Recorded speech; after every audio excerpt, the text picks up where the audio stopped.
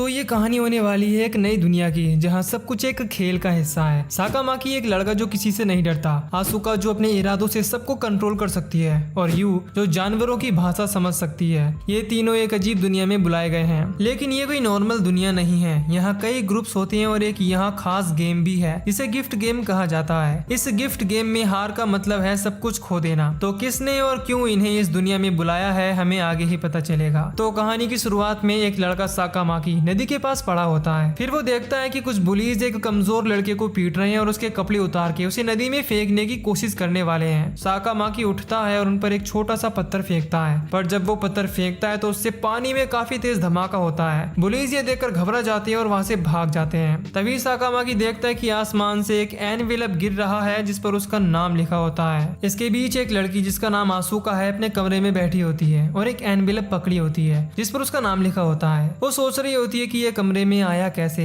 जब वो अपनी मेड से पूछती है कि उसकी एब्सेंस में कोई उसके कमरे में आया था क्या, तो मेड बताती है कि उसके पास ही चाबी है और किसी ने हिम्मत नहीं की उसका कमरा खोलने की। आसुका को लगता है कि शायद ये किसी का प्रैंक हो सकता है। दूसरी तरफ एक लड़की जिसका नाम यू है, उसे भी उसकी कैट एक लेटर लेकर आती है। जब वो उस लेटर को खोलती है तो वो एक ऑफर पढ़ती है। इसमें लिखा होता है कि अगर वो अपना परिवार और पोजेशन छोड़ दे तो उसे पता चलेगा कि वो कितनी पावरफुल है, और उसे लिटिल गार्डन में इनवाइट करती है। वो उसे पढ़ ही रही होती है, तभी एक तेज रोशनी लेटर से निकलती है और वो एकदम से गायब हो जाती है और खुद को आसमान से गिरते हुए पाती है। उसके साथ साथ दो और अनजान लोग थे, साकामाकी और आसुका। इनमें से कोई भी एक दूसरे को नहीं जानता। इसके बाद ये पानी में लैंड करते हैं। बाद में उन्हें ये समझ आता है कि सबको वही मिस्टीरियस मैसेज मिला है। जब वो सब एक साथ इकट्ठे होते हैं, एक मिस्टीरियस लड़की जिसके खरगोश के कान होते हैं घास में छुपी होती है और उन्हें देख रही होती है, पर वो हैरान होती है जब वो उसके होने का एहसास कर लेते हैं और उसे आगे आने को कहते हैं। घबराते हुए वो लड़की पेड़ के पीछे से निकलती है। साकामाकी इम्पेशेंट होकर ट्री के पास जाता है और एक ही ब्लो में ट्री को काट डालता है ताकि वो सामने आ सके। जब वो उसे देखते हैं तो उसकी अपीयरेंस देखकर सरप्राइज होते हैं। वो सोच रहे होते हैं शायद ये कोई जासूस हो सकती है। वो सब उस पर अटैक करते हैं, पर वो उनके सडन अटैक से बचती रहती है जब तक आसुका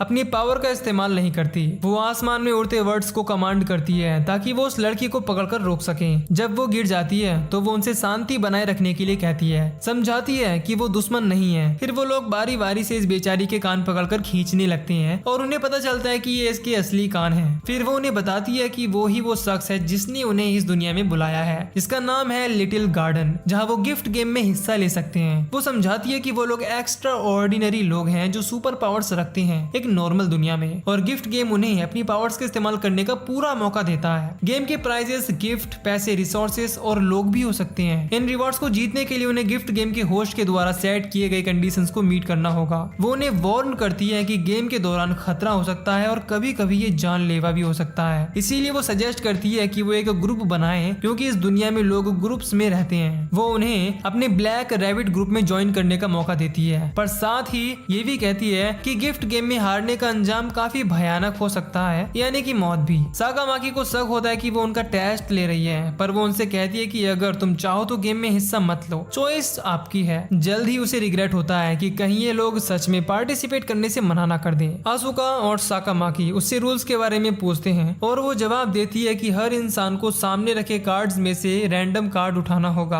आसुका फिर पूछती है कि क्या वो अपने मेथड यूज करके कार्ड चुन सकती है, और बनी गर्ल समझाती है कि सब मेथड अलाउड है जब तक वो रूल्स नहीं तोड़ते। वो ये भी मेंशन करती है कि उसकी बनी आई और बनी ईयर्स सेंट्रल पार्क नेटवर्क से कनेक्टेड हैं, इसीलिए कोई चीट नहीं कर सकता। साकामाकी सोचता है कि टेबल पर कोई चिप्स क्यों नहीं है, और बनी उन्हें बताती है कि क्योंकि ये उनकी यहाँ पर पहली विजिट है तो वो चिप्स के बिना ही खेल रहे हैं, पर वो अपनी इज्जत को दांव पर लगा सकते हैं अगर वो चिप्स का इस्तेमाल करना चाहते हैं तो। इसके बाद यू पूछती है कि अगर वो जीत गए तो क्या होगा। इस पर बनी कहती है कि किंग की मेड होने के नाते वो उनकी कोई भी रिक्वेस्ट पूरी कर सकती है, पर साकामाकी का टारगेट कुछ और ही लग रहा था। पर बनी ऐसी वैसी रिक्वेस्ट पूरी करने के लिए पहले ही मना कर देती है। अब सब मिलकर तय करते हैं कि वो गेम में हिस्सा लेंगे। इसके बाद उनके सामने एक रूल्स की लिस्ट अपीयर होती है जिसमें रूल्स और जीतने के तरीके होते हैं। उसे पढ़ने के बाद वो कार्ड्स देखते हैं और बनी गेम की शुरुआत अनाउंस करती है। साकामाकी सबसे पहले अपना कार्ड उठाता है और टेबल पर जोर से हाथ मारता है, जिससे कार्ड्स इधर उधर बिखर जाते हैं। बनी को लगता है कि इनका तरीका गलत है, पर उसे सेंट्रल नेटवर्क से सिग्नल मिलता है कि उनके कार्ड चुनने का तरीका बिल्कुल सही है। कार्ड्स पलट जाने से आसुका और यू को अपने अपने कार्ड्स मिल जाते हैं जिससे वो जीत जाते हैं। पर अभी साकामाकी नहीं जीता था, पर साकामाकी ने अपने कार्ड्स की पोजीशन पहले से ही याद कर ली थी और वो अपना कार्ड ही उठाता है जिससे वो भी जीत जाता है। इनका गेम देखकर बनी को समझ आ जाता है कि ये कोई नूब नहीं है। इसके बाद साकामाकी उससे पूछता है कि क्या ये दुनिया सच में इंटरेस्टिंग है, और बनी गारंटी देती है कि लिटिल गार्डन उनकी दुनिया से बहुत ज्यादा इंटरेस्टिंग है। इस दौरान रेरी अपने असिस्टेंट के साथ कासल में चली जाती है।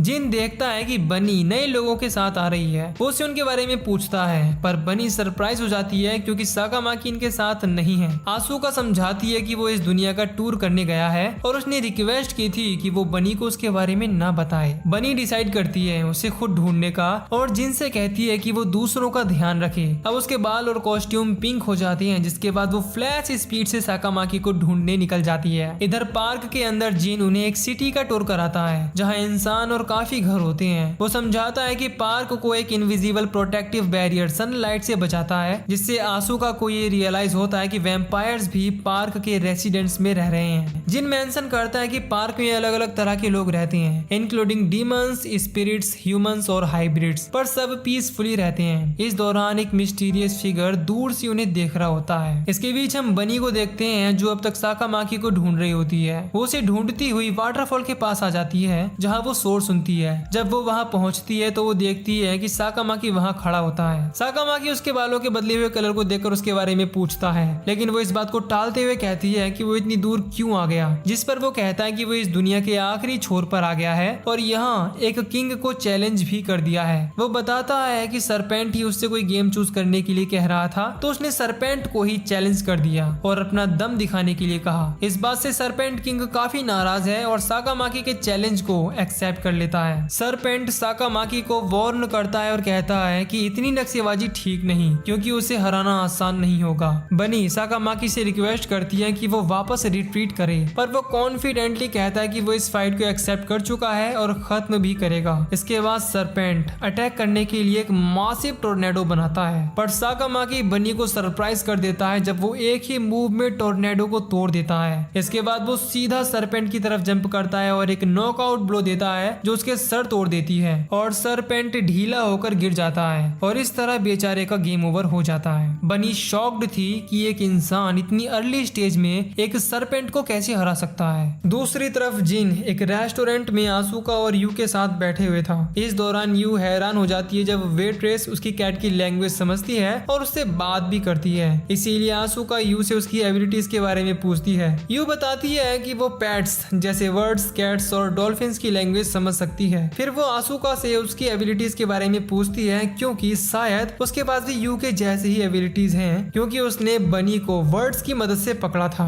अब जैसे ही आसुका अपनी पावर्स के बारे में एक्सप्लेन करने वाली थी, तभी एक आदमी वहां आकर उन्हें इंटरप्ट कर देता है। वो अपने आप को फॉरेस्ट गैरो कम्युनिटी का लीडर गैल्डो बताता है। इधर बनी को वाटर सैपलिंग नाम का एक आइटम मिल जाता है क्योंकि साकामाकी ने सरपेंट किंग को हरा दिया था और वो खुश थी कि इस आइटम की मदद से अब उन्हें दूसरी कम्युनिटी से पानी खरीदने की जरूरत नहीं पड़ेगी। साकामाकी उससे पूछता है कि क्या वो उनसे कुछ छुपा रही है और क्यों उसने अपनी इस दुनिया में उन्हें बुलाया है, पर बनी इसका वही जवाब देती है कि उसने उन्हें सिर्फ इसीलिए बुलाया है क्योंकि उनके पास पावर्स थी और वो उन्हें एक एक्साइटिंग और स्पेशल एक्सपीरियंस देना चाहती थी। लेकिन साकामाकी को ऐसा नहीं लगता और वो अज्यूम करता है कि शायद उनका ग्रुप बहुत कमजोर है और इस दुनिया में धीरे धीरे खत्म हो रहा है, इसीलिए उसे इनकी मदद चाहिए। उसका शक कंफर्म हो जाता है जब वो बनी को खामोश और नर्वस पाता है। दूसरी तरफ गैल्डो आसुका और यू को ऑफर दे रहा था कि वो ब्लैक बनी के ग्रुप के बदले उसके ग्रुप को ज्वाइन कर ले। इधर बनी फाइनली एडमिट करती है कि साकामाकी ठीक कह रहा है, उनका ग्रुप वाकई खत्म हो रहा है क्योंकि एक दुश्मन ने उनके काफी ज्यादा मेंबर्स को एलिमिनेट कर दिया है। इधर गैल्डो बताता है कि जिन एक बच्चा है जो सिर्फ नाम का ही लीडर है और इस तरह हमें पता चलता है कि उसकी कम्युनिटी को आखिर हुआ क्या था। असल में वो डीमन लॉर्ड था जिसने उसकी कम्युनिटी को खत्म कर दिया। डीमन लॉर्ड ने जिनकी कम्युनिटी को गिफ्ट गेम में चैलेंज किया और ओवरनाइट पूरे ग्रुप को खत्म कर दिया। डीमन लॉर्ड असल में पूरे लिटिल गार्डन के लिए ही खतरा है और जब डीमन लॉर्ड किसी को गिफ्ट गेम में चैलेंज करता है तो कोई इनकार नहीं कर सकता। इतना ही नहीं, जिनकी कम्युनिटी से उसका नाम और बैनर भी ले लिया गया, इसीलिए अब इनकी कम्युनिटी को नो नेम से जाना जाता है। इधर बनी साकामाकी को बताती है कि अब उनके पास गिफ्ट गेम में पार्टिसिपेट करने के लिए कोई मेंबर नहीं बचा। जो पार्टिसिपेट कर सकते हैं वो हैं उसके मास्टर मास्टर जिन और दूसरी वो खुद, और बाकी के सब सिर्फ 10 साल या उससे कम उम्र के बच्चे हैं। साकामाकी सजेस्ट करता है कि वो एक नया ग्रुप क्यों नहीं बना लेते,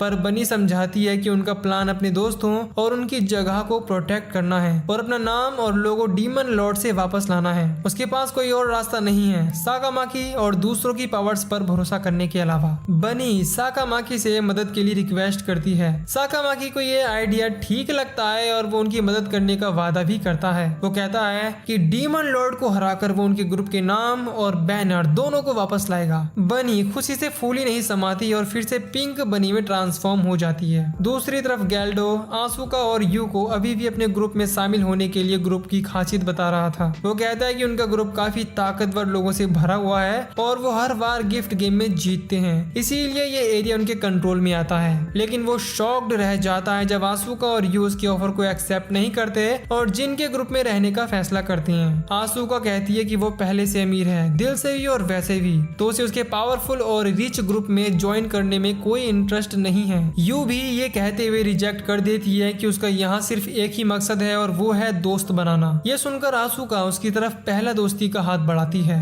गैल्डो का उनके इस डिसीजन से मूड खराब हो जाता है और पूछता है कि आखिर वो इतनी अच्छी ऑफर को कैसे ठुकरा सकते हैं, वो भी एक लूजर ग्रुप के लिए। वो उनके ऊपर चिल्लाने लगता है। इसी बीच आसुका उससे अपनी चोंच बंद करने के लिए कहती है और वो अपनी चोंच बंद कर भी लेता है और कुछ बोल नहीं पाता, जिससे हमें आसुका की पावर्स के बारे में भी पता चलता है। इसके बाद वो उससे चुपचाप बैठकर उसके सवालों का जवाब देने के लिए कहती है। फिर आसुका उससे सवाल करती है कि तुम तो कोई डीमन लॉर्ड नहीं लगते, तो तुम्हारा ग्रुप इतने सारे गिफ्ट गेम चैलेंजेस में कैसे जीतता है। गैल्डो का अपने मुंह पर काबू नहीं था, इसीलिए धीरे धीरे सब कुछ बकने लगता है। वो कहता है कि उनका ग्रुप बाकी ग्रुप के बच्चों को किडनैप करके उन्हें ब्लैकमेल करते थे, जिससे वो आसानी से गिफ्ट गेम में जीत जाते थे। आसुका किडनैप हुए बच्चों के बारे में पूछती है तो पता चलता है कि गैल्डो ने उन्हें पहले ही ठिकाने लगा दिया है। वो ये भी एडमिट करता है कि अगर ये राज बाहर आया तो उसका ग्रुप खत्म हो जाएगा, इसीलिए उसने बच्चों की बॉडीज को छुपा दिया। आसुका हैरान थी कि तब से ये एक जेंटलमैन की तरह बिहेव कर रहा था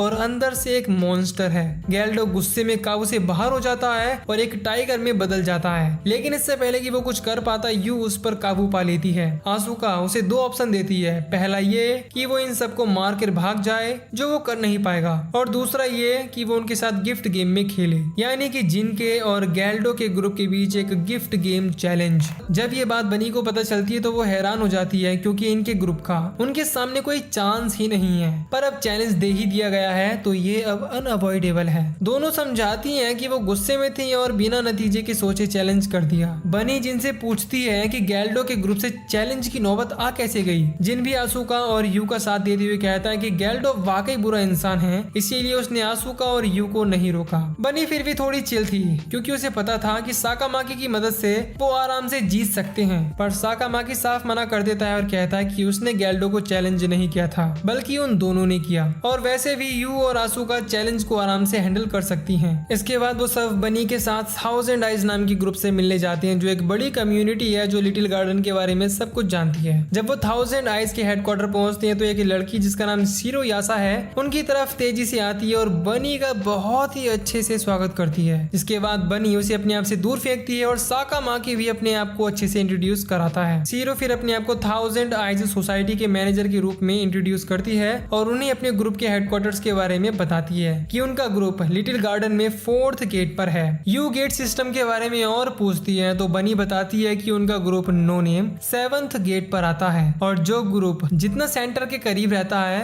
वो उतना ही ताकतवर होता है, जबकि उनका खुद का ग्रुप बाहरी एरिया में पड़ता है। साकामाकी, आसुका और यू तीनों एक्साइटेड हो जाती हैं जब उन्हें पता चलता है कि शिरो अपने गेट में सबसे ताकतवर होस्ट है और वो उससे फाइट करके अपनी ताकत आजमाना चाहते हैं। बनी उन्हें रोकने की कोशिश करती है पर शिरो फन के लिए फाइट करने के लिए एग्री कर लेती है। शिरो एक कार्ड निकालकर साकामाकी से पूछती है कि क्या वो लोग चैलेंज के लिए तैयार हैं। तभी अचानक आसपास का एरिया एक एरेना में चेंज होने लगता है और एक खाली डेजर्ट में स्पॉन हो जाती हैं। शिरो उन्हें बताती है कि ये जगह उसके गेम बोर्ड्स में से एक है और रिवील करती है कि वो एक्चुअली लिटिल गार्डन में एक डीमन लॉर्ड में से एक है। साकामाकी उसकी इंटेलिजेंस की तारीफ करता है और बताता है कि ये जगह ताकत आजमाने के लिए वाकई परफेक्ट है। अब शिरो गेम शुरू करने का डिसाइड करती है और एक बर्ड प्रेजेंट करती है जिसका आधा बॉडी एक एनिमल का है और उसका नाम ग्रिफिन है, जो बर्ड्स और एनिमल्स दोनों का किंग है। शिरो सीरो साकामाकी को बताती है कि तुम्हारी ताकत और विजडम को ग्रिफिन के जरिए टेस्ट किया जाएगा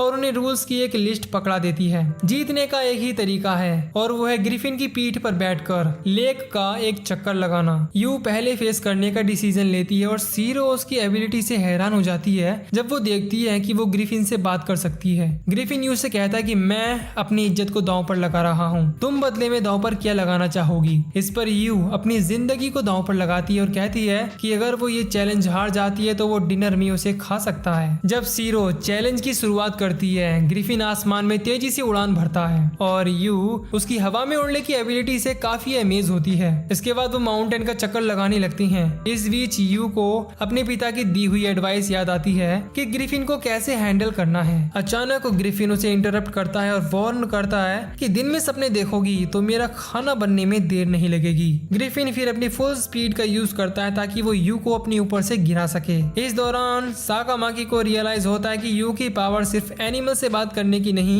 बल्कि उससे कहीं ज्यादा है। यू अपने गले के पेंडेंट को कस के पकड़ लेती है जो उसे उसके पिता ने दिया था जब वो हॉस्पिटल में एडमिट थी। उस पेंडेंट ने रिकवरी में उसकी काफी मदद की थी। इसके बाद वो ग्रिफिन से रिक्वेस्ट करती है कि अगर वो जीतती है तो उसे अपना दोस्त बनाना चाहेगी। जब वो जीतने वाली होती है तो बनी को एहसास होता है कि यू की हालत खराब हो रही है और वो गिर सकती है, पर सब उसे इनकरेज करते हैं और जैसे तैसे यू ग्रिफिन से जीत जाती है और इसी के साथ ग्रिफिन उसे विनर मान लेता है। लेकिन अचानक से यू उसकी पीठ से गिरने लगती है। जब बनी उसकी मदद करने की कोशिश करती है तो साकामाकी उसे रोक लेता है, कहता है कि यू अपने आप को संभाल लेगी। फिर यू का पेंडेंट अचानक से चमकने लगता है जिसकी मदद से वो इनविजिबल स्टेयर से नीचे उतर के आने लगती है और सेफली जमीन पर आ जाती है। साकामाकी उसके पास आता है और कहता है कि उसकी प्रेडिक्शन सही थी और उसको ये समझ आता है कि उसकी पावर्स दूसरे एनिमल्स की एबिलिटीज को बोरो करना और उन्हें यूज करना है। वो समझाती है कि उसने ये सब इसीलिए किया क्योंकि वो ग्रिफिन की दोस्त बनना चाहती थी। फिर ग्रिफिन उसके पास आता है और उससे कहता है कि अपने नेकलेस को अच्छे से यूज करना। सिरोयासा उसकी एबिलिटीज की तारीफ करती है और उसके नेकलेस के बारे में पूछती है। जब वो आसपास देखती है तो पता चलता है कि necklace circular tree of life के शेप में कार्व किया हुआ है जो कि यूनिटी का प्रतीक है। वो उनकी जीत को सेलिब्रेट करने का फैसला करती है और उन्हें 3 अलग अलग कार्ड्स देती है। तीनों को ये समझ नहीं आता कि कार्ड्स गिफ्ट के रूप में क्यों दिए गए हैं। जब सिरोयासा साकामाकी के कार्ड को देखती है तो पाती है कि कार्ड अनोनिमस है जो कि काफी इंटरेस्टिंग है और डीमन किंग को देखने के बाद भी साकामाकी की अकड़ अब तक बनी हुई है। इसके बाद वो एक अनजान आइलैंड पर जाते हैं जो काफी बंजर पड़ा हुआ है। साकामाकी उससे डीमन किंग के गिफ्ट गेम के टाइम के बारे में पूछता है तो वो कहती है कि सिर्फ 3 साल हुए हैं जब से उसने जीत हासिल की है। लेकिन आइलैंड की हालत देखकर साकामाकी को लगता है जैसे 200 साल गुजर चुके हों। दूसरी तरफ एक वैम्पायर गैल्डो का खून पीता है और बदले में एक मॉन्स्टर गिफ्ट देता है ताकि वो साकामाकी की टीम का सामना कर सके। उसके बाद रैबिट आइलैंड पर वही वाटर ट्री लगाती है और हर जगह से पानी बहने लगता है। आइलैंड फिर से जीवित लगने लगता है जिनको लगता है कि ये उनके ग्रुप को दोबारा से खड़ा करने की शुरुआत है। आसुका और यू काफी खुश होते हैं कि वाटर ट्री की वजह से आइलैंड अब फिर से जीवित हो गया है। आसुका बोलती है कि बच्चों की वजह से बाथ टब भी इम्प्रूव हो गया है। बनी कहती है कि जो लोग गिफ्ट गेम में पार्टिसिपेट नहीं कर सकते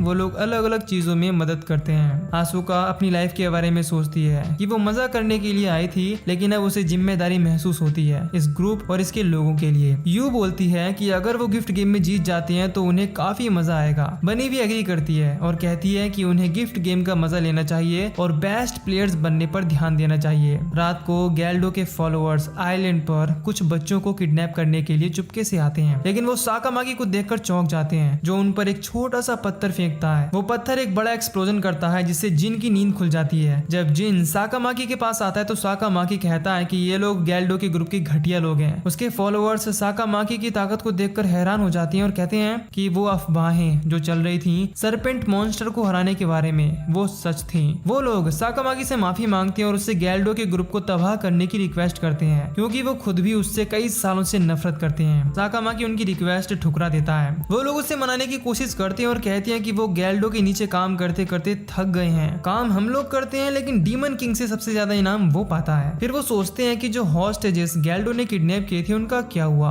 जिन कहता है कि गैल्डो ने उनको पहले ही ठिकाने लगा दिया है। साकामाकी इस मौके का फायदा उठाता है और कहता है कि जिन वो बंदा है जो उनका बदला लेगा और बुरे लोगों को हराएगा। जिन हैरान हो जाता है और सोचता है कि ये वो क्या बकवास कर रहा है। इस बीच बनी आसुका और यू के लिए कपड़े लेकर आती है और कहती है कि सिरोयासा ने ये कपड़े देने को कहा था। जब आसुका वो ड्रेस पहनती है तो बनी बताती है कि उस ड्रेस का एक मैजिकल ऑरा है जो उसे प्रोटेक्ट करेगा और गिफ्ट गेम के लिए बिल्कुल ठीक रहेगा, जो कि कल ही होने वाला है। दूसरी तरफ जब साकामाकी और जिन वापस पैलेस आते हैं तो जिन ये सोचता है कि साकामाकी ने डीमन किंग को हराने का वादा क्यों किया और वो क्या सोच रहा था। अब जिन को लग रहा था कि ये अनाउंसमेंट उनको दुनिया के सारे डीमन लॉर्ड्स की नजरों में लाएगी, जो बिल्कुल भी अच्छी बात नहीं है। लेकिन साकामाकी को कोई फर्क नहीं पड़ता क्योंकि वो आने वाले खतरों से अनजान है। जिन कहता है कि उन्हें कल का गिफ्ट गेम जीतना जरूरी है ताकि उनका ग्रुप ज्यादा ताकत और रिसोर्सेज इकट्ठा कर सके। साकामाकी एग्री करता है और कहता है कि जीतने के लिए उन्हें ज्यादा ताकत की जरूरत है क्योंकि उनके ग्रुप के पास नाम और बैनर जैसे एसेंशियल एसेट्स नहीं है। अगर उन्हें सब कुछ वापस पाना है तो उन्हें स्ट्रॉन्ग लोगों को पीछे छोड़कर जीरो से शुरुआत करनी पड़ेगी। साकामाकी कहता है कि अब उनके पास कोई ज्यादा चॉइसेस नहीं है। अपने लीडर जो कि जिन रसेल है उसका नाम यूज करके ही ग्रुप की खोई हुई ताकत और नाम वापस लाना पड़ेगा। अगर वो कल जीत जाते हैं तो और ज्यादा लोग उनके ग्रुप को ज्वाइन करना चाहेंगे और उनका ग्रुप दोबारा से एक्सपेंड होने लगेगा। जिनको ये आइडिया बुरा नहीं लगता, लेकिन वो साकामाकी को याद दिलाता है कि उनका ग्रुप 1000 आइज की लीडरशिप के नीचे काम करता है और 1000 आइज कम्युनिटी जिन के लोगों को गेम्स के प्राइजेस के रूप में यूज करती है। साकामाकी धीरे से कहता है कि अगर वो कल का गेम जीत जाते हैं तो उसके फ्रेंड्स बिना नुकसान के वापस आ जाएंगे। जिन खुश होता है और साकामाकी को अपनी साइड पाकर उसे कल के जीत पर यकीन है। इधर गैल्डो के फॉलोअर्स अपने फेल्ड मिशन के बाद वापस आते हैं और गैल्डो उन्हें अपनी टाइगर फॉर्म में चीर फाड़ कर देता है और वैम्पायर को शक होता है कि गैल्डो इस हालत में कल का गेम जीत पाएगा भी या नहीं। अगले दिन साकामाकी और उसके साथी गैल्डो को चैलेंज करने फॉरेस्ट के अंदर जाते हैं। बनी उन्हें बताती है कि आज का गेम प्लेग्राउंड के बदले रेसिडेंशियल एरिया में होगा।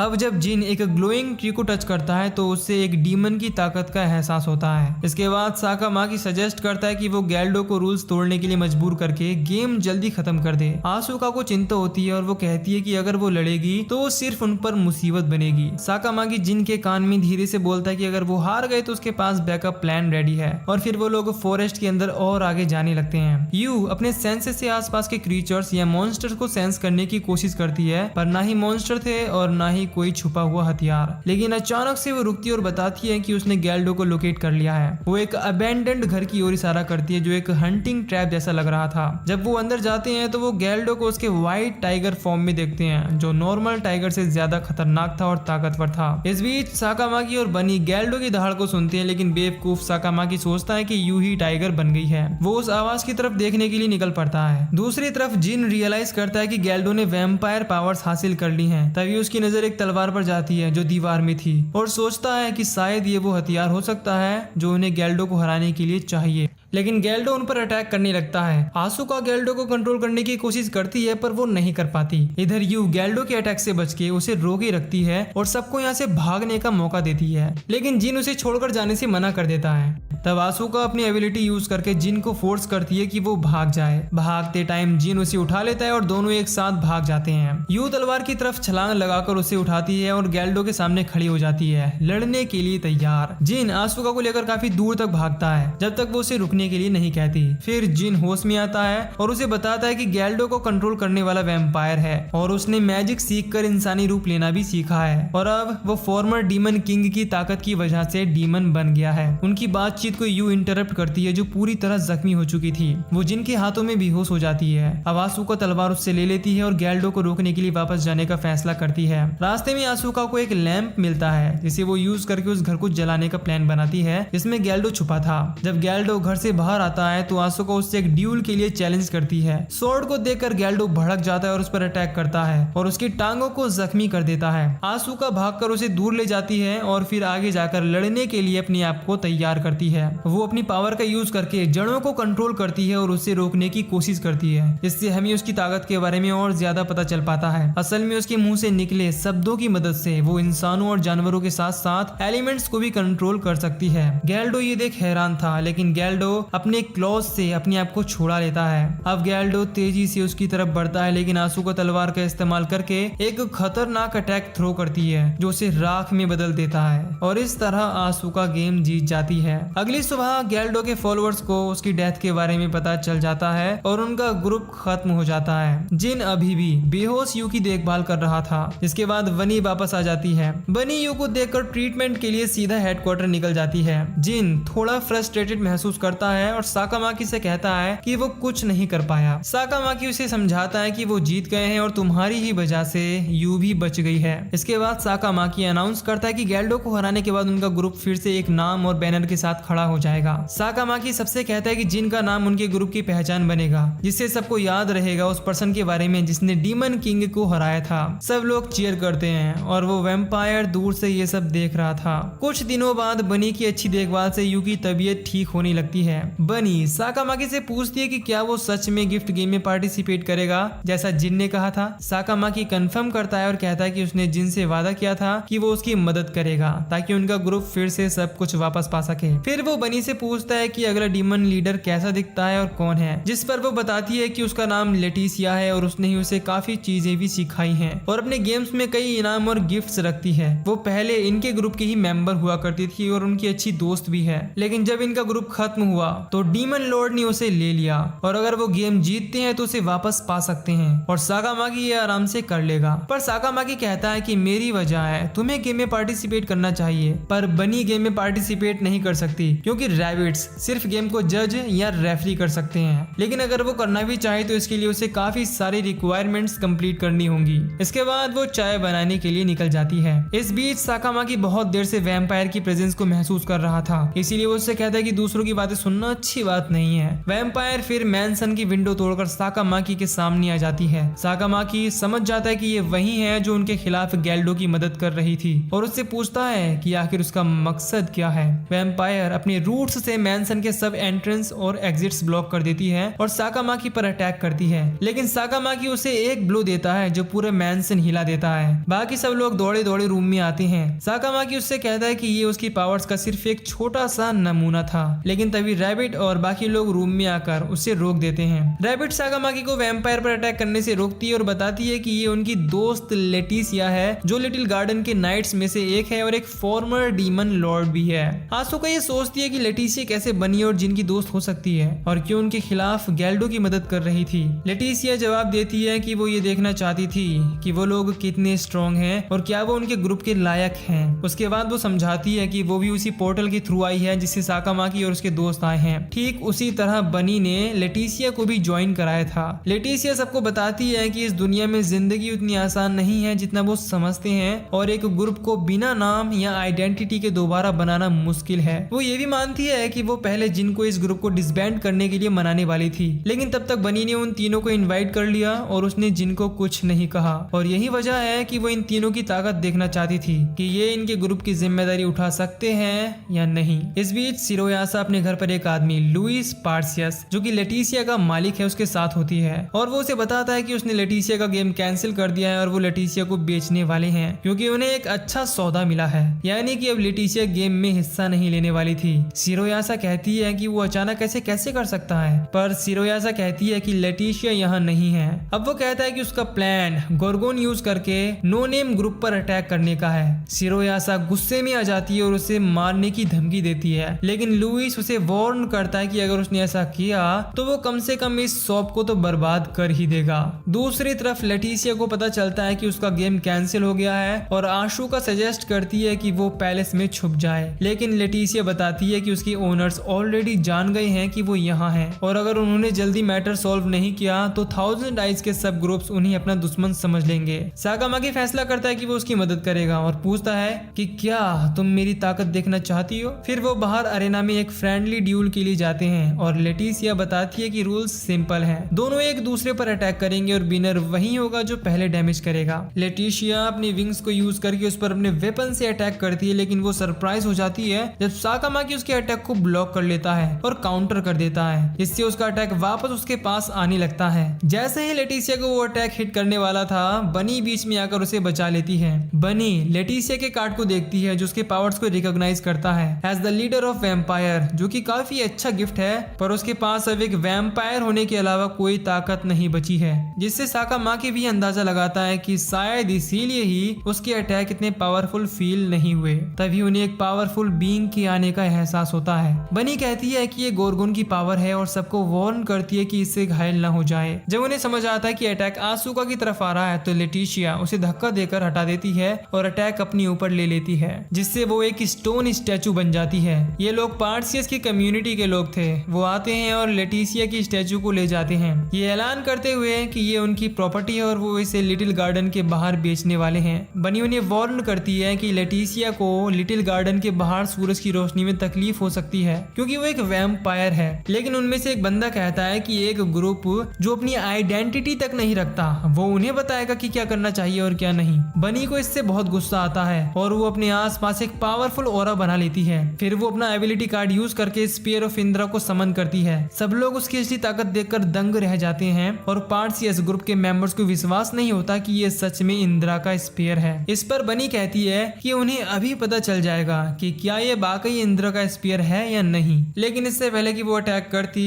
साकामाकी उसके कान पकड़ लेता है जिससे वो अटैक मिस हो जाता है और आसमान में बड़ा धमाका होता है। बनी पूछती है कि उसने ऐसा क्यों किया, तो वो वार्न करता है कि अगर वो ऐसा करेगी तो वो 1000 आइज कम्युनिटी के खिलाफ वॉर डिक्लेयर कर देगी और कहता है कि इन आदमियों से बात करके कोई फायदा नहीं होने वाला, उन्हें सीधे लुइस से बात करनी चाहिए। बनी कहती है कि वो सब तो ठीक है पर ये लोग कुछ ज्यादा नक्सेबाजी दिखा रहे हैं और उन्हें सबक सिखाना बहुत जरूरी है। इसके बाद जब बनी मुड़कर देखती है तब तक वो लोग जा चुके थे। साकामाकी फिर फैसला करता है कि वो उनके बॉस से कांटेक्ट करेगा और जिनसे कहता है कि वो पैलेस में रहे और यू का ख्याल रखे। आसुका बनी से वादा करती है कि वो लेटिसिया को वापस ले आएंगे। इसके बाद वो लुइस से मिलने जाते हैं और लुइस बनी की ब्यूटी से इम्प्रेस हो जाता है क्योंकि उसने कभी नहीं सोचा था कि रैबिट्स उनके वर्ल्ड में रहते हैं। वो उसे अपना ग्रुप ज्वाइन करने का ऑफर देता है और बदले में दिन में 3 बार खाना देने का वादा करता है, लेकिन बनी रिफ्यूज कर देती है। इसके बाद जब वो लेटिसिया के बारे में बात करती है तो वो कहता है कि मैं उसके बारे में कुछ नहीं जानता और न ही मैंने उसे पकड़ा है। इस पर बनी कहती है कि तुम झूठ बोल रहे हो। इस पर लुइस सबूत मांगता है और कहता है कि उसने कब और कैसे लेटिसिया को पकड़ा। बनी कहती है कि इसका जवाब लेटिसिया खुद दे देगी अगर उससे पूछा जाएगा तो। पर लुइस यहाँ चालबाजी खेलता है और कहता है कि ऐसा भी तो हो सकता है कि तुम लोगों ने उसे पकड़ा हो। इस पर बनी उससे इसका सबूत मांगती है। लुइस हंसता है और कहता है कि देखा, हम दोनों के पास ही कोई सबूत नहीं है। इसी के साथ हमें यह भी पता चलता है कि लेटिसिया ने लुइस के कैद से भागने के लिए डीमन किंग को अपनी सोल का हिस्सा दिया था, जिसकी वजह से ही उसने अपनी बहुत सारी ताकतें खोई थी। इसके बाद वो इनसे विदा लेता है और कहता है कि उसे जाकर लेटिसिया को बेचना भी है। पर जाने से पहले लुइस बनी को एक ऑफर देता है कि अगर वो उसकी कम्युनिटी ज्वाइन कर ले तो वो लेटिसिया को आजाद कर देगा। ये सुन बनी सोच में पड़ जाती है क्योंकि वो लेटिसिया को किसी भी तरह बचाना चाहती है। आसुका को लुइस पर बहुत गुस्सा आता है और बनी को इस ऑफर को ठुकराने के लिए कहती है, पर बनी ने शायद अपना इरादा बना लिया था। लुइस जोर जोर से हंसने लगता है लेकिन आसुका को इससे और गुस्सा आता है और इसीलिए वो अपनी एबिलिटी यूज करके उसका मुंह बंद कर देती है। लुइस कहता है कि उसकी हिम्मत कैसी हुई उस पर ये सस्ती ट्रिक यूज करने की और अपने वेपन से अटैक कर देता है। पर साकामाकी बीच में आकर सिर्फ एक उंगली से उसके अटैक को रोक लेता है। शिरोयासा सबको रोकती है जिसके बाद बनी लुइस से उसके ऑफर के लिए कुछ वक्त मांगती है और वो उसे 1 हफ्ते का टाइम देकर निकल जाता है। आसुका बनी से लुइस के ऑफर को ठुकराने के लिए कहती है लेकिन वो कहती है कि लेटिसिया उन्हीं की वजह से मुसीबत में आई है, इसीलिए वो भी वही करेगी जो लेटिसिया उनके लिए करती।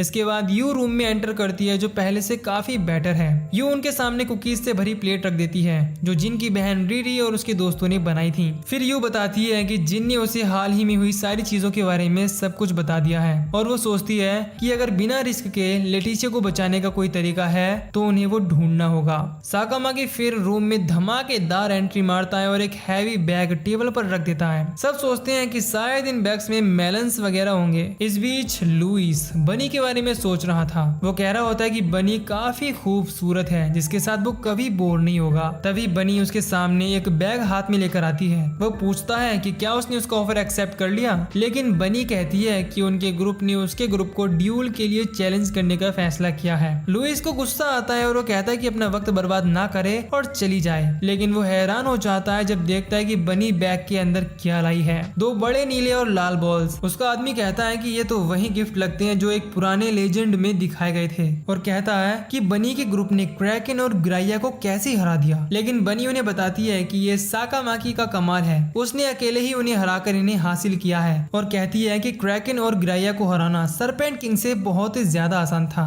लुइस गुस्से में आ जाता है और उसका चैलेंज एक्सेप्ट कर लेता है कहते हुए कि वो जीतेगा और उसकी प्राइड को मिट्टी में मिला देगा। ड्यूल के दिन सब लोग चैलेंज वेन्यू पर पहुंचते हैं। वो रूल्स पढ़ते हैं। जीतने के लिए लुइस को उसके अड्डे पर हराना होगा, वो भी बिना किसी की नजर में आए। अगर उन्हें इस दौरान उसके आदमियों ने पकड़ लिया तो वो लुइस को चैलेंज करने का चांस खो देंगे। आसुका रियलाइज करती है कि ये एक असैसिनेशन जैसा ही होने वाला वाला है। यू अपने सेंसेस से लुइस के लोगों की प्रेजेंस को महसूस करती है और बताती है कि वहाँ कई स्ट्रॉन्ग लोग हैं जो अपनी पावर्स का यूज करके अपने आप को छुपा रहे हैं। बनी कहती है कि सबसे बड़ा खतरा लुइस की एबिलिटी है जो खुद डीमन लीडर ने उसे दी है। वो अपने प्लान को एग्जीक्यूट करते हैं ताकि चैलेंज जीत सकें। दूसरी तरफ लुइस के ग्रुप के मेंबर्स पूरी तैयारी में थे और उनका कमांडर उन्हें मोटिवेशन देते हुए कहता है कि वो सिर्फ 4 लोग हैं। लुइस को अपने ऊपर पूरा भरोसा था कि वो उन्हें आराम से हैंडल कर सकता है और अपने लोगों को हुक्म देता है कि सिर्फ 4 लोग होंगे और बेहतर यही होगा कि वो उनके सामने अपने घुटने ना टेकें और उसके खुद की अपनी एबिलिटी यूज करने की नौबत ना आए। सब गेट के सामने तैयार खड़े हो जाते हैं, लेकिन तभी एक बड़ी पानी की लहर उनके ऊपर पड़ती है। आसूका उनकी हिम्मत की तारीफ करती है और सामना करने के लिए चैलेंज करती है। उनमें से एक आदमी कहता है कि आसूका उनके सामने आ गई है, तो रूल्स के अकॉर्डिंग अब वो लुइस का सामना या उसे चैलेंज नहीं कर सकती। लेकिन उन्हें यह समझ नहीं आता कि यह साकामाकी के प्लान का हिस्सा था, अपनी टीम को डिवाइड करके आसूका को चारा बनाना ताकि बाकी लोग चुपके से लुइस के पास पहुंच सकें। गार्ड्स अपने स्पीयर से आसूका को घेर लेते हैं, लेकिन वो उन्हें अपने वाटर अटैक से डिफ्लेक्ट कर देती है, जिसे देख वो सब लोग हैरान रह जाते हैं। आसूका वाटर ट्री के ऊपर चढ़ जाती है और उसे ऑर्डर देती है कि गार्ड्स को फेंक दे, जिसके बाद वो उन्हें पानी की बड़ी लहर में डुबा देती है। दूसरी तरफ साकामाकी और जिन पैलेस के अंदर चुपके से जा रहे होते हैं ताकि लुइस के ठिकाने तक पहुंच सकें। इधर यू अपनी एबिलिटी का यूज करके अपने पास के एक गार्ड को लोकेट कर लेती है और उस पर पीछे से अटैक करके उसके हेलमेट को ले लेती है। यू बताती है कि यही वो हेलमेट है जिसकी मदद से सारे गार्ड्स अपने आप को इनविजिबल कर रहे हैं। ये हेडिस हेलमेट की एक कॉपी है।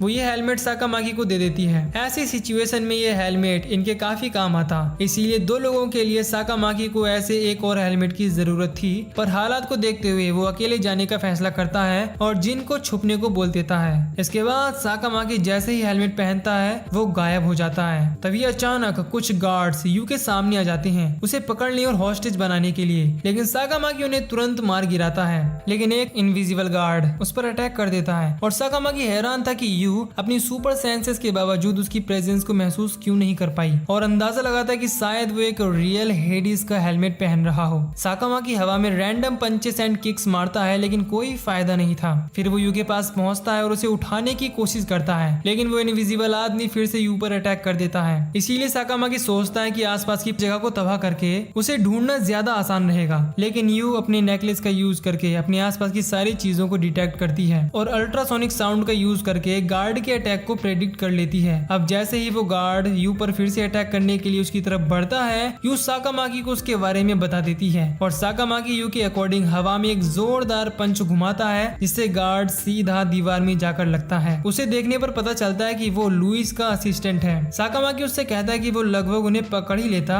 और मानता है कि उसकी एबिलिटी से फेस टू फेस सामना करना मुश्किल था। असिस्टेंट बेहोश हो जाता है और साकामाकी उसका हेलमेट जिन को दे देता है। इस बीच बनी बैटल फील्ड पर होती है, यही उम्मीद करते हुए कि सब ठीक हो, लेकिन फिर वो महसूस करती है कि कुछ अजीब सा उसकी बॉडी को छू रहा है और गुदगुदी कर रहा है। ये साकामाकी था जो उसके मजे ले रहा था, लेकिन बनी उसे समझाती है कि मस्ती का वक्त नहीं है। तभी लुइस इन्हें इंटरप्ट करता है और कहता है कि वो इन सब का हाल भी लेटिसिया के जैसे ही करने वाला है, तो अच्छा होगा कि वो अपने आप को तैयार कर ले। फिर वो अपनी एबिलिटी का यूज करके पंखों को समन करता है और अपना सबसे बड़ा हथियार यूज करने का फैसला करता है। वो कहता है कि उनके खिलाफ वो खुद नहीं बल्कि एक रिटायर्ड डीमन लॉर्ड एल्गोल लड़ेगी। फिर वो अपने नेकलेस को यूज करता है और एल्गोल को समन करता है, जो देखने में डेडली लग रही थी, और लुइस उसे अपनी ताकत का नमूना दिखाने का हुक्म देता है। एल्गोल अपनी अटैक को चार्ज करती है और उन पर थ्रो कर देती है।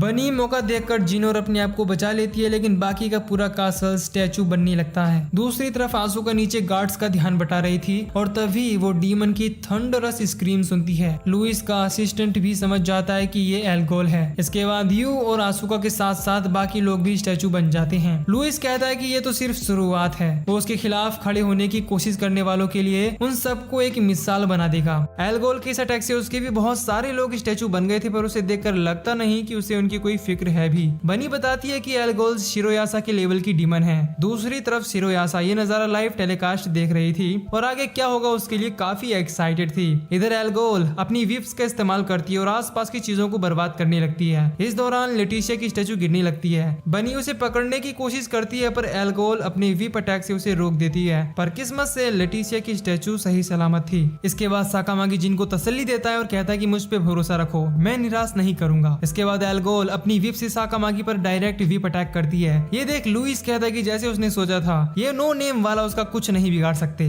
पर दूसरे ही पल वो चौंक जाता है जब देखता है कि साकामाकी ने उसके अटैक को बड़े आराम से सिर्फ अपने हाथों से रोक लिया है। फिर वो एल्गोल को साकामाकी को खत्म करने का ऑर्डर देता है। इसके बाद एल्गोल अपना नेक्स्ट अटैक करती है। उसकी विप्स सांपों में बदल जाती है और साकामाकी को जकड़ लेती है। लुइस को अब पूरा यकीन था कि इस बार तो वो नहीं बचने वाला, लेकिन साकामाकी उसके स्नेक्स को तबाह करके उनके टुकड़े कर देता है। एल्गोल अब फिजिकल अटैक करती है और लुइस उसे ऑर्डर देता है कि वो अपनी पूरी जान लगा दे। इसके बाद एल्गोल साइज में बड़ी होने लगती है, पर साकामाकी उसे उठाकर पटक देता है। इस दौरान लुइस उस पर पीछे से अटैक कर देता है, पर साकामाकी डॉज कर लेता है और उसे एक जोरदार किक देता है। लुइस कहता है कि पानी अब सर से ऊपर चढ़ चुका है और एल्गोल को अपना सबसे पावरफुल अटैक यूज करने को कहता है। एल्गोल फिर से उठ खड़ी होती है और अटैक करने लगती है। बनी हैरान रह जाती है क्योंकि ये अटैक इतना पावरफुल था कि इनकी दुनिया तक को डिस्ट्रॉय कर सकता था। पर साकामाकी कहता है कि टेंशन लेने की बात नहीं है, वो उसे संभाल लेगा। अब जैसे ही एल्गोल इटर्नल प्रिजन नाम के अटैक को साकामाकी पर थ्रो करती है, साकामाकी सिर्फ उसे अपनी किक से ही आसानी से तोड़ देता है और ये देख लुइस के साथ साथ बाकी सब भी हैरान रह जाते हैं। इसके बाद साकामाकी एल्गोल की तरफ तेजी से बढ़ता है और एल्गोल के फोरहेड पर पंच मारता है। इससे एल्गोल चारों खाने चित हो जाती है। जिन हैरान था कि उसने एल्गोल के सबसे पावरफुल अटैक को आखिर कैसे रोक लिया। उसके बाद बनी अनाउंस करती है कि उनका ग्रुप गेम जीत गया है।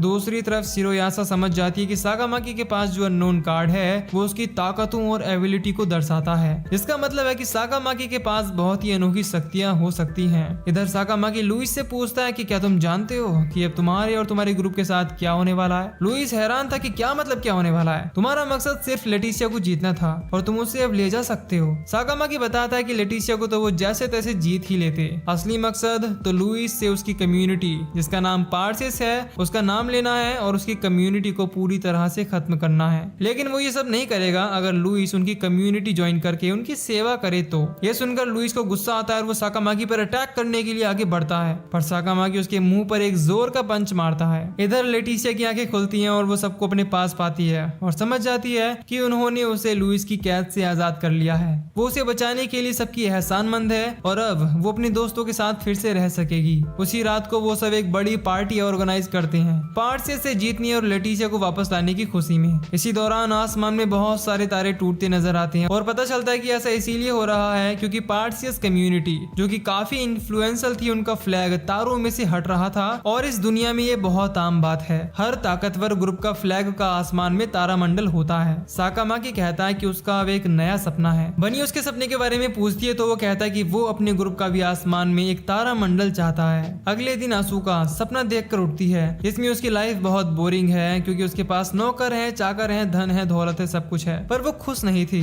फिर वो अपने कमरे का दरवाजा खोलती है। सामने यू और रिरी थे और यू उसे एक चिट्ठी देती है। इधर साकामाकी और जिन लाइब्रेरी में होते हैं, दोनों काफी थक गए थे। तभी यहाँ आसूका आती है और साकामाकी सो जाता है। ये देख उसे काफी गुस्सा आता है और वो उसे पीटने के लिए आगे बढ़ती है, पर साकामाकी बेचारे जिनको बीच में ला देता है, इससे बेचारे की नाक टूट जाती है। इसके बाद आसूका उसे वही चिट्ठी दिखाती है जो यू ने उसे दी थी और फिर कहती है कि बनी हमसे इसके बारे में छुपा रही थी, पर ये एक बहुत ही अच्छा फेस्टिवल होने वाला है जहाँ ऑर्गेनाइजर्स तरह तरह के गेम ऑर्गेनाइज करेंगे और मेन इवेंट को फ्लोर मास्टर होस्ट करेगा। सुनने में जगह काफी अच्छी लगती है और सब वहाँ जाने का डिसाइड करते हैं और साथ ही बनी पर गुस्सा भी करते हैं क्योंकि उसने इतने अच्छे फेस्टिवल के बारे में उनसे छुपाया। फिर जिन इन्हें मना करता है और समझाता है कि वहाँ जाना एक अच्छा आइडिया बिल्कुल भी नहीं होने वाला क्योंकि वो event north side border wall के पास होने वाला है जो यहाँ से बहुत ही ज्यादा दूर है। सब वहाँ जाने का मन बना लेते हैं और सोचते हैं कि वो ब्लैक रैबिट को इसके बारे में नहीं बताएंगे। इसके बाद हम देखते हैं कि ब्लैक रैबिट को उनकी छोड़ी हुई एक चिट्ठी मिलती है जिसमें लिखा था कि तुमने हमसे इतनी अच्छी फेस्टिवल के बारे में कैसे छुपाया। इसी वजह से अगर तुम हमें दिन खत्म होने से पहले नहीं पकड़ पाई तो हम तुम्हारी कम्युनिटी को छोड़ देंगे।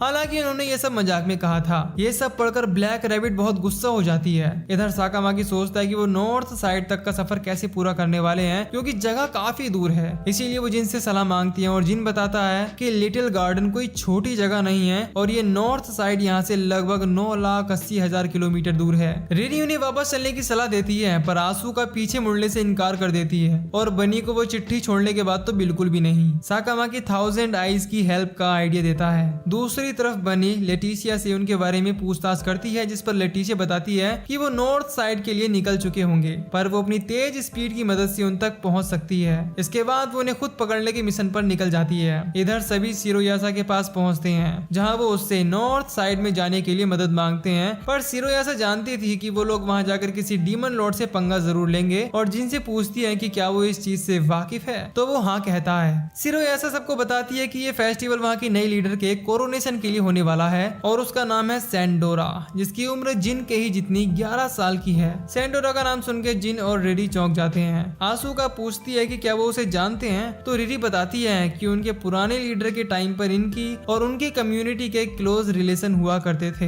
अब साकामाकी शिरोयासा से उन्हें वहां पहुंचाने की रिक्वेस्ट करता है, पर शिरोयासा की कुछ कंडीशन थी जिन्हें वो बाद में सुनने के लिए कहता है। इसके बाद शिरोयासा अपनी पावर्स यूज करती है और कुछ ही सेकंड्स में उन्हें नॉर्दर्न बॉर्डर पर ट्रांसपोर्ट कर देती है, लेकिन वहाँ इनका सामना बनी से होता है जो यहाँ पहुंच चुकी थी। सब लोग यहाँ से भागने की कोशिश करते हैं, पर वो यू को पकड़ लेती है और कहती है कि देखती जाओ कि मैं बाकी सबको कैसे पकड़ती हूँ। इसके बाद शिरोयासा यू से पूछती है कि बनी के साथ इतना सेंसिटिव मजाक करने की क्या जरूरत थी, जिस पर वो कहती है कि उनका मकसद उसे हर्ट करने का नहीं था। फिर शिरोयासा उसे एक गेम के बारे में बताती है जिसमें उसी की टाइप की पावर वाले की जरूरत है और वो उसमें जीत भी सकती है, और तो और अगर वो जीत जाती है तो वो अपने पास से उसे एक अच्छा सा गिफ्ट भी देगी। यू सोचती है कि अगर वो उस गिफ्ट के बदले बनी को मना पाए तो उसके लिए बहुत होगा। इधर बनी साकामाकी और आसुका के सामने आ जाती है, जिसके बाद दोनों भागने लगते हैं, पर वो आसुका को पकड़ लेती है। अब साकामाकी बनी को चैलेंज करता है कि जो कोई भी पहले एक दूसरे को छू लेगा वही विजेता होगा और जीतने वाले की एक विश पूरी होगी। चैलेंज शुरू होता है और वो दोनों एक दूसरे को पकड़ने की कोशिश करते हैं, पर दोनों ही एक दूसरे से काफी तेज थे। फिर साकामाकी अपना दिमाग लगाता है, पास की एक बिल्डिंग के छोटे से पार्ट को गिराकर उसे फंसाने की कोशिश करता है, पर गलती से आधी बिल्डिंग गिरने लगती है, जिसे देखकर वहाँ के लोगों में अफरा तफरी मच जाती है। तबाही को कम करने के लिए फिर दोनों मिलकर उस बिल्डिंग के छोटे छोटे टुकड़े कर देते हैं और एक दूसरे को छू भी लेते हैं, पर बदकिस्मती से चैलेंज ड्रॉ हो जाता है क्योंकि दोनों ने ही एक साथ टच किया था।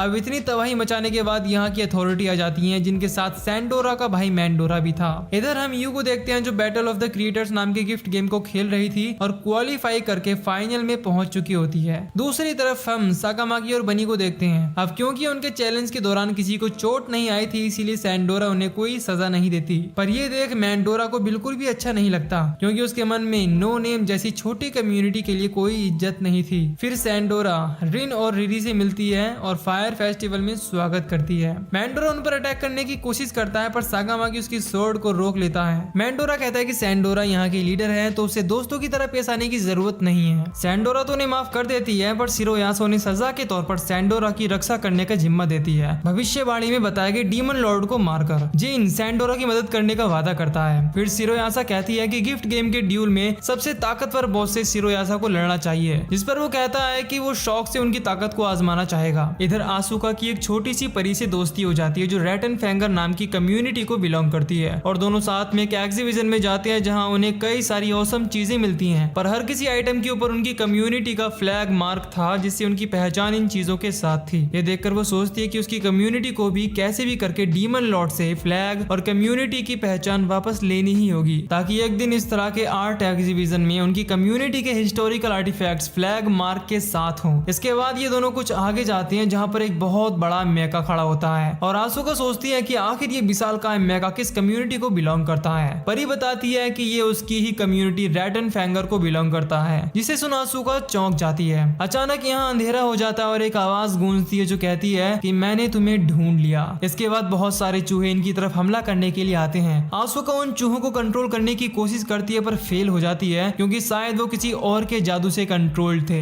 दूसरी तरफ लेटिशिया आसुका को ढूंढ रही थी और तभी उसे उसकी आवाज सुनाई देती है। इधर आसुका इतने सारे चूहों का सामना नहीं कर सकती थी और अपनी स्वॉर्ड के साथ भागने लगती है। वो सोचती है कि चूहे उसके नहीं बल्कि शायद परी के पीछे हैं। अब इससे पहले कि वो चूहों की पकड़ में आते लेटिशिया एंट्री मारती है और कहती है कि जिसने भी चूहों पर स्पेल यूज किया है वो सामने आए और अपनी कम्युनिटी का नाम बताए। लेटिशिया इन्हें यहाँ से बचाकर ले जाती है और कहती है कि वो प्योर ब्लड वैम्पायर है तो उसके लिए बाएं हाथ का खेल था। इसके बाद आसुका 1000 आइज कम्युनिटी के हॉट स्प्रिंग में हील करने के लिए बाथ ले रही होती है और चूहों को कंट्रोल करने के बारे में सोच रही थी, जिसका मतलब है कि जिस किसी ने भी उन्हें अपने कंट्रोल में किया था वो आसुका से ज्यादा ताकतवर है और उसे भी अपने आप को साकामाकी और यू के जितना ही ताकतवर बनाना होगा। तभी बनी और ठरकी शिरोयासा भी हॉट स्प्रिंग में आते हैं, जिसके बाद वो बनी और आसुका की बॉडी की तारीफ करते हुए कहती है कि क्या नजारा है, जिस पर आसुका उसका मुंह तोड़ देती है। इस सब के बाद शिरोयासा कल के होने वाले गिफ्ट गेम के बारे में बताती है और कम्युनिटी के बारे में भी, जिसके साथ यू का गेम होने वाला है। इनमें से एक थी रैटन फैंगर और दूसरी विल ओ विस्प, और दोनों ही ताकतवर कम्युनिटीज हैं। सिर्फ ऐसा एक्सप्लेन करती है कि रैटन फैंगर जो रेड्स को कंट्रोल करते हैं वो पाइपर ऑफ हैमलिन नाम की एक कम्युनिटी से रिलेटेड है, जो एक ऐसे डीमन लॉर्ड के अंडर काम करती थी जिसने 200 डीमंस को समन करके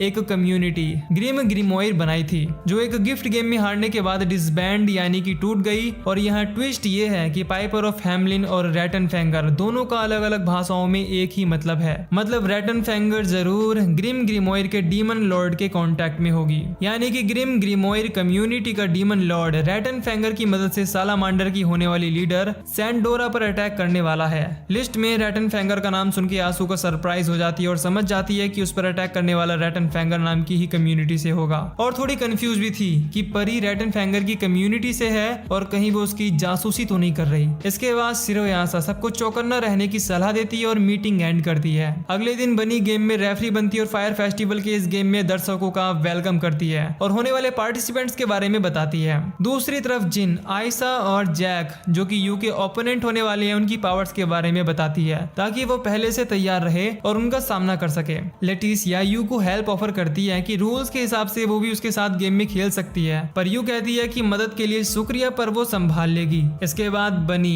विल ओ विस्प कम्युनिटी के पार्टिसिपेंट्स आयशा और जैक को इंट्रोड्यूस करती है, जो आते ही यू पर फ्रेंडली फायर कर देती है और कहती है कि हारने के लिए तैयार हो जाओ। इसके बाद सिरोयासा वन ऑफ द जजेस होने के नाते पार्टिसिपेंट्स को एक जंगल में ट्रांसपोर्ट कर देती है जहां बहुत अंधेरा था। बनी इनको रूल्स बताती है कि जो कोई भी यहाँ से पहले निकल आता है या एक दूसरे को हरा देता है वही विनर होगा। आयशा पूरी रॉब में यू को पहले अटैक करने का मौका देती है, पर यू पूछती है कि क्या वो विलो विस्प कम्युनिटी की लीडर है। ये सुन आयशा खुश हो जाती है और कहती है कि तुम्हें मैं लीडर लग रही हूँ। वैसे मैं लीडर तो नहीं हूँ, पर कम्युनिटी में मेरे भी अपने चर्चे हैं। इसी दौरान यू मौका देकर छुप जाती है,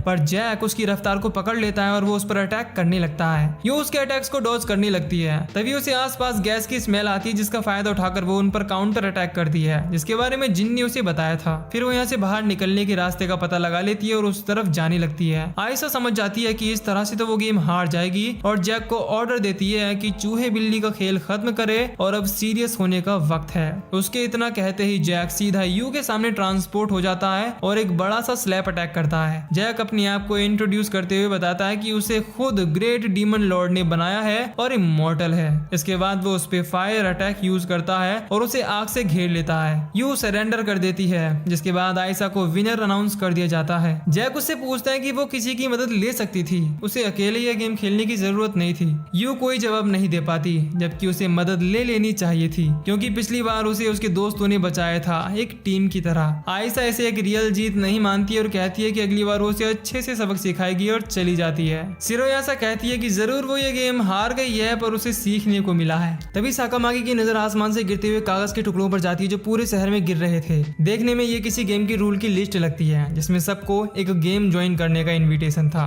और प्लेयर्स का एम गेम के फॉल्स लोर को ब्रेक करते हुए ट्रू लेजेंड तक पहुंचना है। सिंपल भाषा में बोले तो जैसे कि बहुत सारे ऐसे गेम होते हैं जिसमें सिर्फ एक ही एंडिंग होती है, और कुछ एंडिंग ऐसी होती हैं जिसमें आपको सारे मिशंस या साइड क्वेस्ट करने की जरूरत नहीं होती, पर वो गेम के कैरेक्टर के लिए जरूरी होते हैं। तो जो उन सारी एक्स्ट्रा चीजों से होकर गुजरता है और गेम कंप्लीट करता है, वही पाता है ट्रू एंडिंग, या इसमें कहें तो ट्रू लेजेंड। खैर, इसके बाद सिरोयासा के चारों तरफ एक बैरियर बन जाता है, यानी रूल्स के अकॉर्डिंग वो गेम में हिस्सा नहीं ले सकती। इसके बाद हम पाइपर ऑफ हैमलिन कम्युनिटी के कुछ मेंबर्स को देखते हैं जिनकी ये हरकत थी। साकामाकी उन्हें देख लेता है और अकेले ही भिड़ने के लिए निकल जाता है। वो जाते ही वैसर नाम के बंदे पर अटैक करता है और सोचता है कि यही बंदा डीमन लॉर्ड होगा। वैसर साकामाकी पर कुछ ब्लैक गू टाइप के मटेरियल से अटैक करता है और उसके पैरों को फ्रीज कर देता है और बताता है कि वो डीमन लॉर्ड नहीं है, बस एक छोटा सा मोहरा है। इधर लेटिशिया का सामना एक दूसरी डीमन लॉर्ड पेस्ट से होता है, जो ब्लैक डेथ नाम की एक महामारी की डीमन लॉर्ड है। लेटिशिया उस पर अपने वेपन से अटैक करती है और सोचती है कि अटैक उसे हिट कर गया है, पर पेस्ट कंफर्म करती है कि दिन में सपने देखना बंद करो। इसके बाद पेस्ट उस पर अपना अटैक करती है, जिससे वो कमजोर होने लगती है। पेस्ट उसे कहती है कि तुम एक अच्छा मोहरा बनोगी। तभी यहाँ सैंडोरा आ जाती है और फायर अटैक से उसके कंपेनियन स्टॉर्म को मार गिराती है और पूछती है कि क्या वो पाइपर ऑफ हैमलिन की डीमन लॉर्ड है, जिस पर वो भी इससे इनकार कर देती है। दूसरी तरफ मैंडोरा, रीरी और बाकी के लोग आम लोगों की मदद में जुटे हुए थे। तभी मैंडोरा के सारे सोल्जर्स को कोई कंट्रोल कर लेता है, जिसके बाद वो आम लोगों पर अटैक करना शुरू कर देते हैं। पर आयशा और जैक भी यहाँ आ जाते हैं और उन पर अटैक करके आम लोगों को बचाने में लग जाते हैं। इसके बाद हम शिरोयासा, आसुका, यू और जिन को देखते हैं। वहां पर एक और डीमन लॉर्ड रैटन आ जाती है और मैंडोरा के सोल्जर्स को उन पर अटैक करने का ऑर्डर देती है, पर यू उन्हें आराम से रोक लेती है। पर रैटन अपनी बांसुरी बजाने लगती है, जिसकी आवाज वो सहन नहीं कर पाती, खासकर यू, क्योंकि उसकी सुनने की शक्ति एक आम इंसान से बहुत ही ज्यादा थी। रैटन उसे अपना मोहरा बनाने का फैसला करती है, पर आसुका जिन को यू को यहाँ से ले जाने का ऑर्डर देती है और पावर का यूज करके उनके पीछे जा रहे सोल्जर और रैटन को फ्रीज कर देती है। इसके बाद वो अपनी स्वॉर्ड से रैटन पर अटैक करने के लिए आगे बढ़ती है, पर रैटन उसके कंट्रोल को ओवर पावर करके आसुका पर काउंटर अटैक कर देती है। आसुका समझ जाती है कि यही वो डीमन लॉर्ड है जिसने आर्ट एग्जीबिशन में चूहों को कंट्रोल किया था। रैटन आसुका को नॉक करती है और अपनी बांसुरी बजाने लगती है। इससे सारे लोग उसके कंट्रोल में आने लगते हैं और ज़ॉम्बीज की तरह बिहेव करने लगते हैं। वेसर और पेस्ट ये देखकर कहते हैं कि असली गेम तो अब शुरू होने वाला है। सिटी में सारे लोग एक दूसरे पर अटैक कर रहे थे। बनी यहाँ जज मास्टर या कहे तो रेफरी के तौर पर गेम को होल्ड करती है और सभी को बातचीत के लिए टेबल पर आने की रिक्वेस्ट करती है, क्योंकि उसे शक है कि ये लोग चीटिंग कर रहे हैं। पर नेगोशिएशन के वक्त बनी अपने कानों को सेंट्रल कोर्ट से जोड़ती है और पता चलता है कि उन्होंने कोई चीटिंग नहीं की है। अब यहाँ किसी को पेस्ट के असली नाम के बारे में नहीं पता था। जब जिन अपनी लाइब्रेरी के ज्ञान को यहाँ फेंकता है तो पता चलता है कि उसका नाम पेस्ट है, एक ऐसी महामारी जिसे ब्लैक डेथ के नाम से भी जाना जाता है। पेस्ट उससे काफी इंप्रेस हो जाती है और रिवील करती है कि उसने सारे लोगों में, यानी कि एक तरह से सारे प्लेयर्स को अपनी बीमारी से इन्फेक्ट कर दिया था और उन्हें छोड़ने के बदले में वो यहाँ बैठे सब लोगों के साथ साथ शिरोयासा को ग्रिम ग्रिमोयर कम्युनिटी को ज्वाइन करने की धमकी देती है, और अगर वो ऐसा नहीं करते तो अंजाम काफी बुरा हो सकता है। अब क्योंकि गेम को बीच में पॉज किया गया था और रूल्स के हिसाब से ये बाइज्जत बरी भी हो जाते हैं, तो पेस्ट इनसे गेम को कंटिन्यू करने की ऐसी डेट मांगती है जो सबसे लास्ट हो, जिस पर बनी कहती है कि मैक्स टाइम 1 मंथ है, यानी कि 1 महीना। ये सुन पेस्ट अगले महीने गेम को फिर से वहीं से कंटिन्यू करने को बोलती है जहाँ से उन्होंने रोका था। इधर यू लोगों की मदद में जुटी हुई थी। रिरी, आयशा और जैक भी उसकी मदद करते हैं। इसके बाद हम साकामाकी को देखते हैं जो पूछता है कि क्या रूल्स को बदला जा सकता है, जिस पर बनी हाँ में जवाब देती है और जिन पेस्ट से 1 महीने का वक्त कम करके 1 हफ्ते करने की गुजारिश करता है और कहता है कि 1 महीना बहुत लंबा वक्त है, तब तक यहाँ के लोगों में उसकी फैलाई हुई बीमारी बहुत बढ़ जाएगी और लोग मरने लगेंगे। साथ ही कहता है कि अगर हम तुम्हें 24 घंटों में नहीं हरा पाए तो जीत तुम्हारी मानी जाएगी।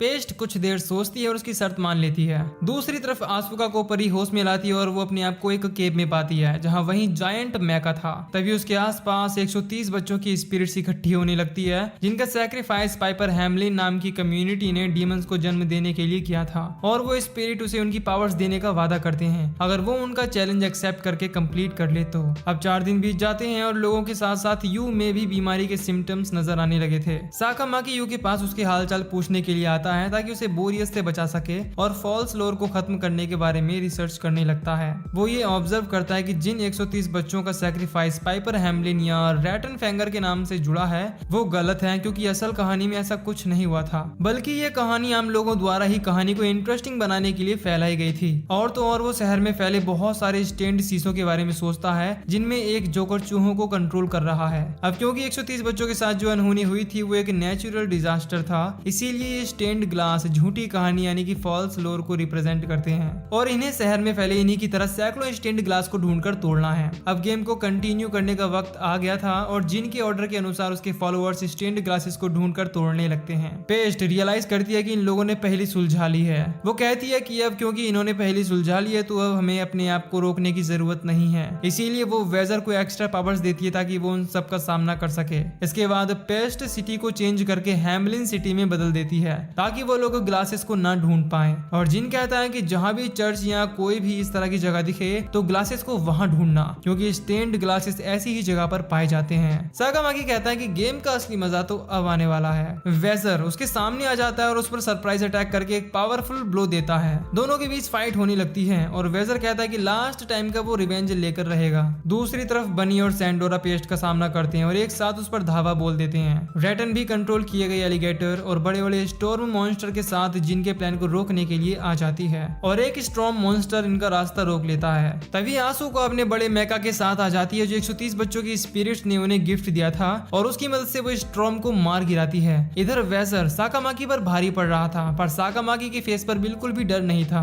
वेजर कहता है कि वो अभी पहले से 2 गुना ताकतवर है तो उसे हराना नामुमकिन है, पर साकामाकी कहता है कि मुझे ऐसा नहीं लगता और बताना शुरू करता है असली ट्रू लेजेंड के बारे में जो कि खुद वेजर है, यानी कि जो 130 बच्चे नेचुरल डिजास्टर में गुजर गए थे और जिस हिल के पास ये घटना हुई थी इसी के पास एक नदी बहती थी, इसका नाम था वेजर। इसका मतलब है वही है ट्रू लेजेंड। दूसरी तरफ सिटी के सारे लोग स्टेन्ड ग्लासेस ढूंढने में लगे थे, जिस दौरान हमें यूं नजर आती है जिसकी हालत खराब होने के बावजूद वो बैटल फील्ड में आ गई थी। इधर वेजर साकामाकी को उसकी टीम ज्वाइन करने को कहता है और डीमन लॉर्ड की साइड आ जाने से उसका ही फायदा है, पर साकामाकी साफ इंकार कर देता है क्योंकि उसकी लाइफ का गोल डीमन लॉर्ड के लिए काम करना नहीं बल्कि उसके ग्रुप का नाम और फ्लैग डीमन लॉर्ड से वापस लेना है। इसीलिए वेजर उस पर स्ट्रेट हमला करने के लिए बढ़ता है और साकामाकी भी उस पर अटैक कर देता है। आसुका इधर एक एक करके रैटन के सारे स्ट्रॉम को डिस्ट्रॉय करने लगती है। रैटन भी अपना पूरा जोर लगा देती है और चारों तरफ से हमला करने का ऑर्डर देती है, पर मेका उन सबको संभाल लेता है और एक एक करके सबको खत्म कर देता है। इस दौरान रैटन सरप्राइज अटैक कर देती है पर मेका उसे सही समय पर पकड़ लेता है।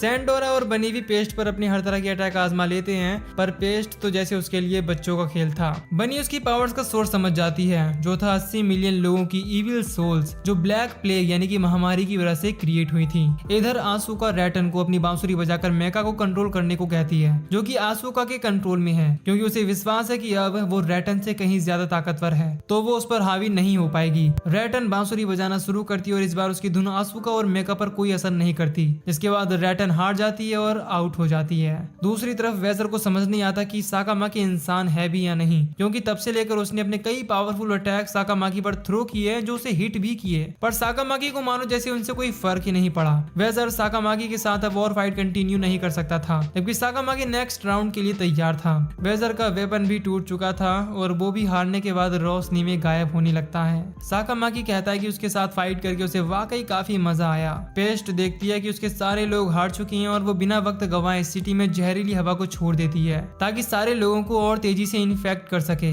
एक छोटे बच्चे को यूं बचाने की कोशिश करती है पर टॉक्सिक हवा उसे छूने ही वाली थी, लेकिन तभी आसुका अपने मेका के साथ एंट्री करती है और टॉक्सिक हवा को आगे बढ़ने से ब्लॉक कर लेती है। इसके बाद यू उस बच्चे को लेकर यहाँ से निकल जाती है। फिर पेस्ट बनी पर सरप्राइज अटैक कर देती है जिसे साकामाकी सही समय पर रोक लेता है और किक मार के उसे बिल्डिंग में दे मारता है। पेस्ट इन पर फिर से अटैक करती है जिसे साकामाकी रोकने की कोशिश करता है पर वो नहीं रोक पाता और तीनों दूर जाकर गिरते हैं। इसके बाद बनी प्लान बनाती है और कहती है कि वो अपनी एबिलिटी की मदद से सबको चांद पर ले जाएगी जहां उनके लिए पेस्ट से लड़ना आसान होगा।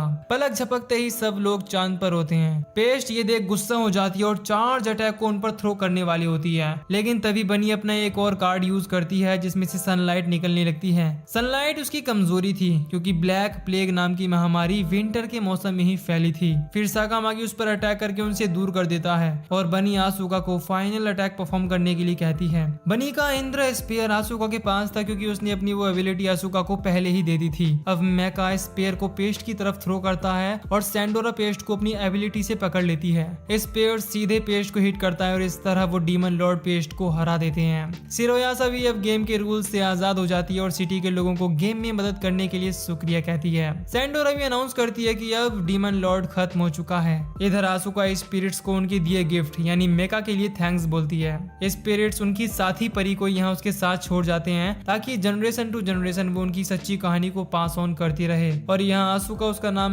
मेरून रखती है जिसका मतलब होता है जो सब कुछ जानता हो, यानी कि उन 130 बच्चों की सच्ची कहानी उसके साथ हमेशा जिंदा रहेगी। इसके बाद साकामाकी मैंडोरा के पास जाता है और कहता है कि देखो मैं जानता हूँ तुमने ही डीमन लॉर्ड को गेम में इनवाइट किया था और सैंडोरा इसका अंजाम भुगतेगी। इस पर वो कहता है कि वो अपनी कम्युनिटी की ताकत को सबके सामने दिखाना चाहता था और सैंडोरा वो इस बारे में कुछ नहीं जानती। अगर तुम्हें सजा देनी ही है तो मुझे दो। साकामाकी उसे माफ कर देता है और कहता है कि वो लोग अभी और डीमन लॉर्ड से लड़ने वाले हैं तो उन्हें जब भी मदद की जरूरत पड़ेगी तुम हमेशा रेडी रहोगे। मैंडोरा उनकी कम्युनिटी का साथ देने की कसम खाता है। इसके बाद नो नेम कम्युनिटी के पास उनका फ्लैग और नाम दोनों होते हैं और वो अपने सारे मेंबर्स के साथ फिर से बंजर जमीन को हरा भरा करने के लिए तैयार हैं। तभी साकामाकी को आसमान से एक और एनवेलप गिरता हुआ दिखता है और यहीं पर ये कहानी खत्म हो जाती है। तो दोस्तों अगर आपको ये एनीमे और एक्सप्लेनेशन पसंद आए तो वीडियो को लाइक और चैनल को सब्सक्राइब करो for more future explanation videos.